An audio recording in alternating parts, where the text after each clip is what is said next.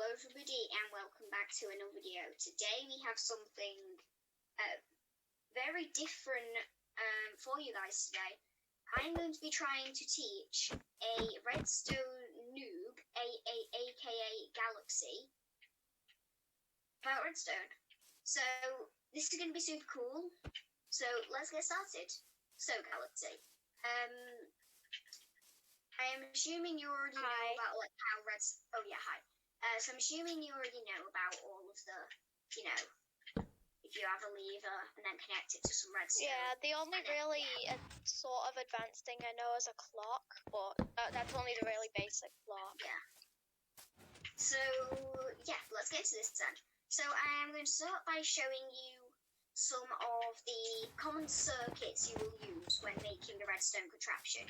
Now guys, what I'm going to do is after I've done all of my teaching, I have 3 challenges for Galaxy to try and complete to see if they have passed my redstone training.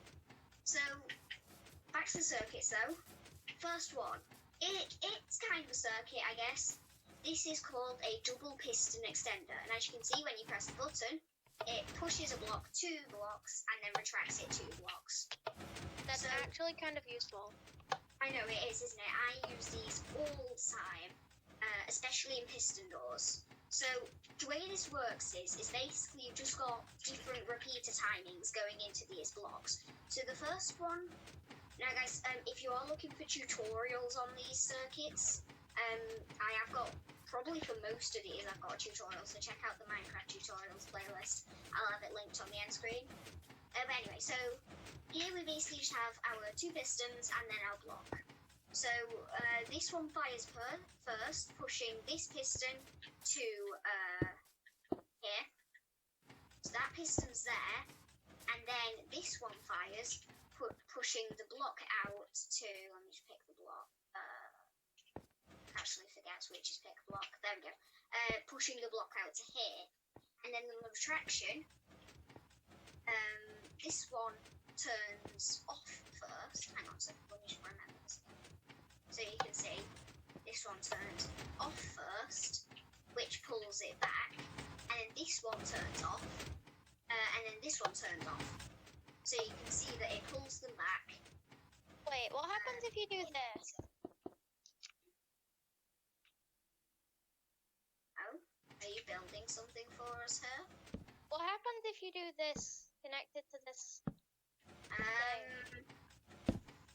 It will kind of like freak out, and because it's not having time to retract, it's just going to do this. So, unfortunately that is unfortunately you can't retract it at the speed of light, because obviously it needs to take all of these repeated timings to do it. But I like that you showed me that was a redstone clock. That's so cool. Next circuit. So moving on to the next circuit. This is called a monostable circuit.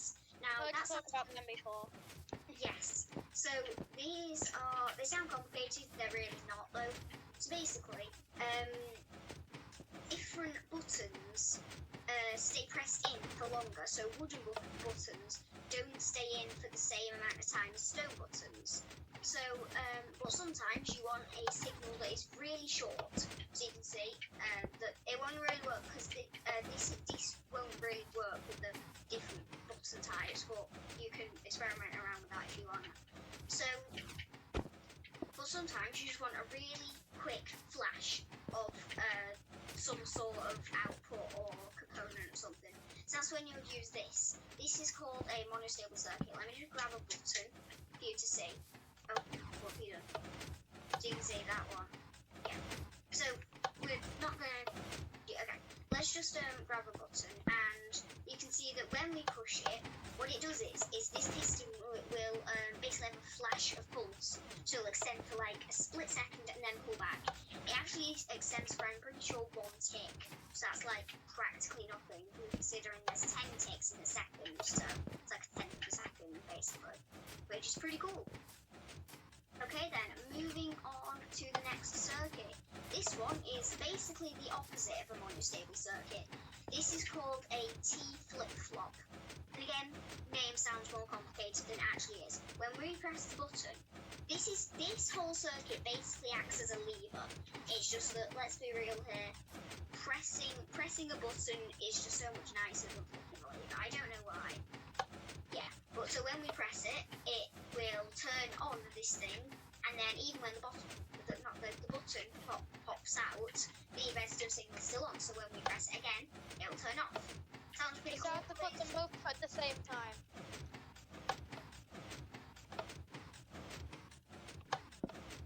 Anyway, so the way you build this thing is the button powers this block, turning off this redstone torch, which unlocks this repeater, basically allowing the signal to go through.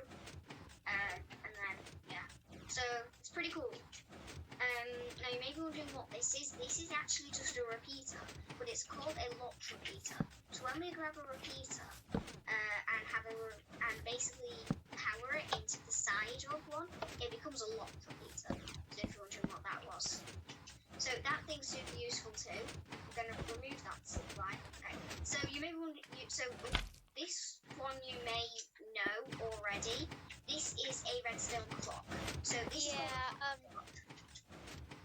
So this is called a hopper clock, and the way it works is you have two hoppers pointing into each other with an item going back and forth between them. And then when it enters one of the hoppers, this comparator detects that there's an item in one of their hoppers, gives off an output, and then this repeater extends it. And you can see that this is, it's going up and then down, up and then down. It's because the redstone signal is going on and off. And a cool thing is these things are infinitely expandable. So this one was just a 2-block one, well this one's a 4-block one. So instead of them facing into each other, this one faces into this one, which faces into this one, which faces into this one, which then faces back into this one. So that's like an endless loop. So you can see for every time that one extends, for every time that the one on the left extends, the one on the right extends 2 times. So this one's going twice as slow, kind of thing. So the more hoppers you do, the slower it gets, kind of thing. So there are all the basic circuits you will use. Why did this stop working? Oh, well that's something I am going to actually teach you about first. That's called the piston push limit. So pistons can only push up to 12 blocks at a time. So, yeah. Okay then. Galaxy, you have officially passed the first part of your teaching, and that's about the different circuits. So, the next bit we're going to learn about is something called soft powering and hard powering. Again, sounds confusing. Once you get your head around it, it's not. So you can see that when you push both of these buttons, the piston extends. So you may be like, what's the difference? Well, you can see that this one has a repeater here, and this one doesn't. So you may be wondering, like, can you not just use, either? Doesn't the repeater slow it down, if anything? Well, basically, with this one, both of them extend that piston. But if we were to run a redstone line out of the back of both of these, you can see that only one of them will extend. Let's actually put a piston so we can see it. That's don't do it like that. Do it like this. So we can see that if we press this one, you see that it doesn't extend. If we press this one, you can see that it does extend. So that's because this block is being hard powered. This one is being soft powered. So to soft power a block, all you need to do is run a redstone line into it, and then it's soft powered. And if it's soft powered, any components that are on it will be powered.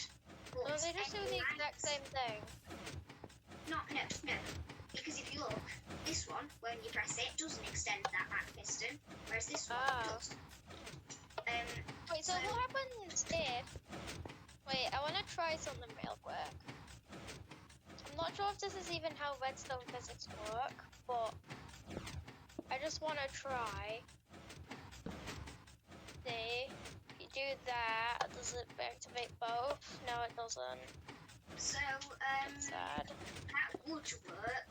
All you need to do is just,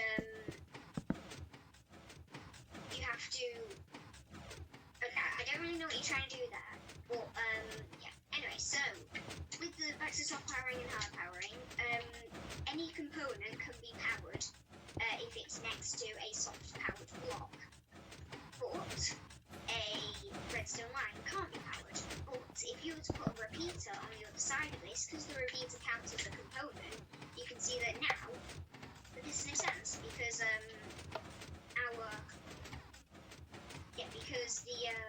because the repeater is taking the output of this soft power block and powering the piston with it. I found a way to break this thing. Anyway, okay, so yeah, that's soft powering and hard powering for you. Do you think you've learned enough to try your first challenge? Yes. Okay, so your first challenge is the simplest of them all. Can you build me a monostable circuit? Is it this one? Well, that's up to you.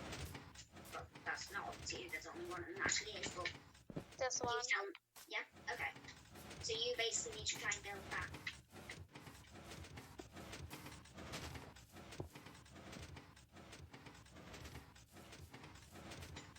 Didn't mean that doesn't actually need to be a block there. A block missing there. That was just me accidentally breaking that thing.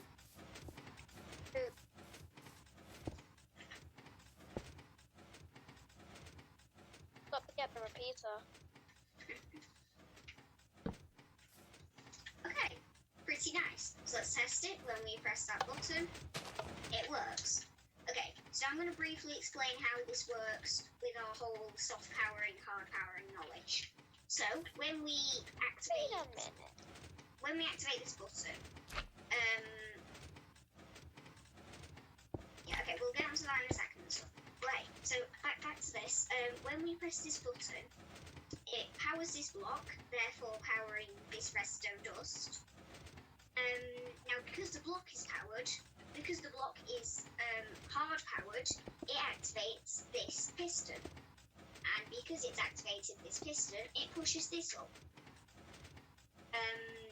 But it activates it quite slow because the pistons take a second, they take one tick to actually fully extend. They retract instantly, but they take one tick to extend. So in that tick, while this redstone dust is powered, it powers through the block and then therefore activates this repeater.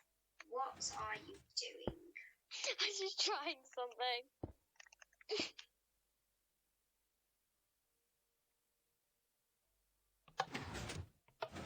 They got rid of the button. Anyway, so I've made a useless machine basically. Because if you do this, look, then if you do that doesn't work. Anyway, so yeah, you get the idea. You've passed challenge 1, you have built a monostable circuit. Well done. Okay then, time for challenge 2. This one is slightly harder, but they're just going to get harder from here. So, do you want to come down here? No, this is just a way to duplicate buttons. Wait, is this duplicating the button? I don't think Yeah. it would do that in survival, but we'll just place it back. Anyway, come over here and it's time for challenge 2. Which is, you have to build a 2-block tall, 1-block wide piston door. That's your challenge. I don't know how to build a piston door. So, think about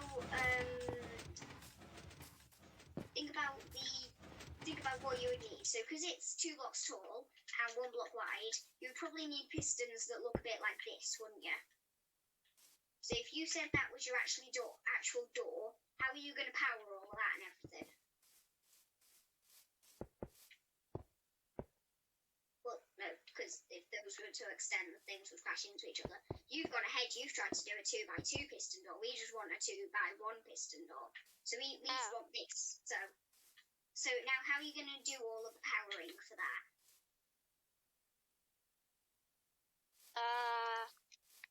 How are you going to power both of them pistons? I know.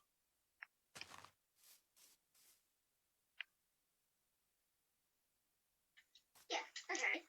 And I think... Oh yeah, cool. So you've used your knowledge of soft powering and hard powering to realise that that block is not only going to power that piston, piston, but it's also going to power the block, which is then soft powered to power the piston. There's too many P's in that sentence. True. That really didn't work. Yeah, so you've got it right. You just did the door frame in the wrong side. Okay, now I have this isn't the third challenge. This is still the second challenge. But could you try and make it so you see, I'm a bit picky, and I don't want to use a lever with my door. I want to use a button, but I still want it to have the same effect as a lever. So I think I know how to do this, but I'm not sure. Could you maybe use one of the circuits we talked about before? Possibly. I'll give you a clue, wasn't this one? This was all the soft power and hard power and stuff.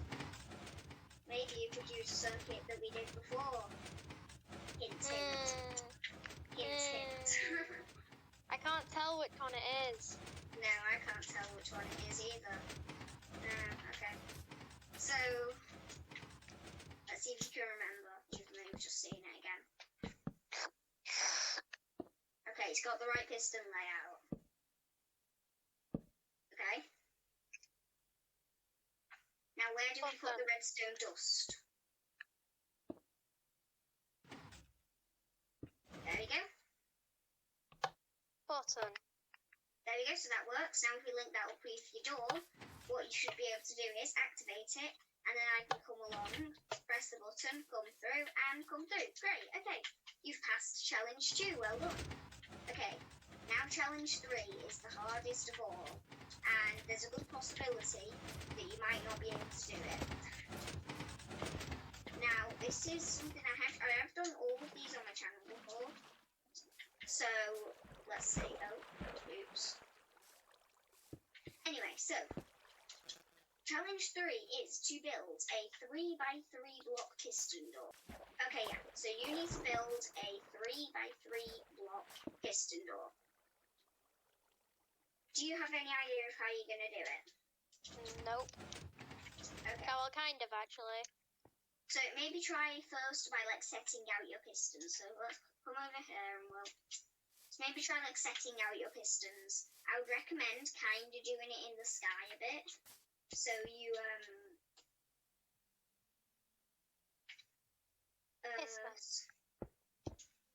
so you're trying to make a 2x2.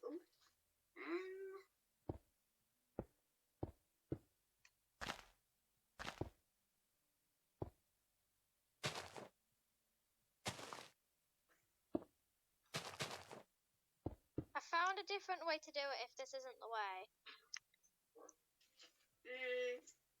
Not quite. This is a 3x2 piston door. I forgot.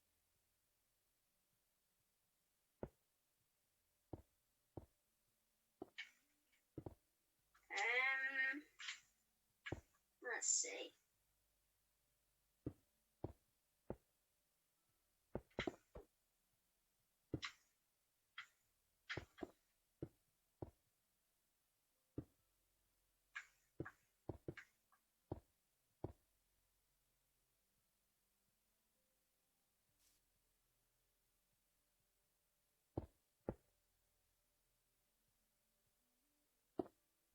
Okay.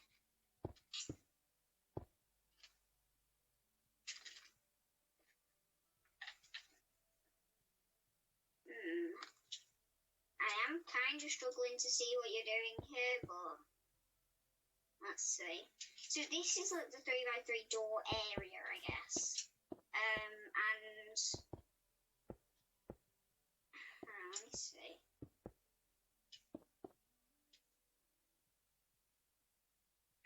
Let's see. It makes sense in my mind, but it might not yet to you. Yeah, I mean, the main thing that doesn't make sense to me is that the pistons aren't extended and the door's closed.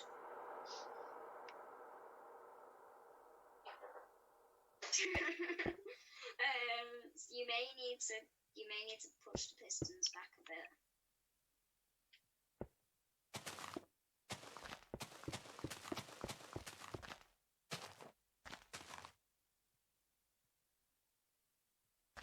thing. Okay. Ah, I forgot to turn TNT explodes on.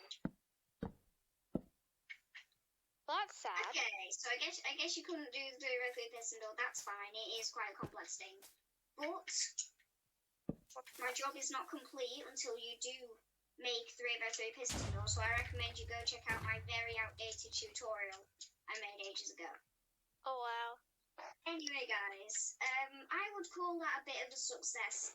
They managed to complete 2 out of the 3 challenges, which I think is pretty good. So yeah, guys, thank you all so much for watching this video.